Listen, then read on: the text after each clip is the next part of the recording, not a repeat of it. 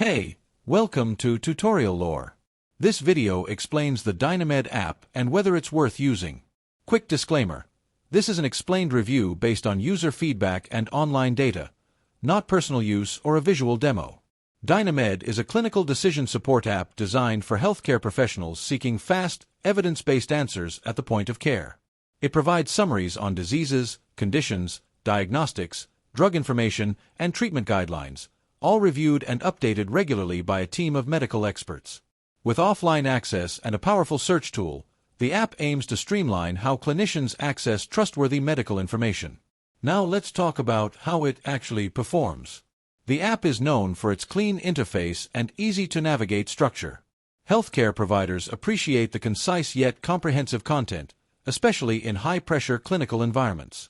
Dynamed also integrates CME/CE tracking, which is useful for continuous medical education.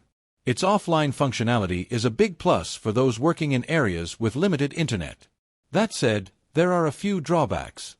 Some users find the app slower to load certain topics compared to competitors like UpToDate. Others have mentioned that the search feature, while accurate, sometimes misses specific keywords.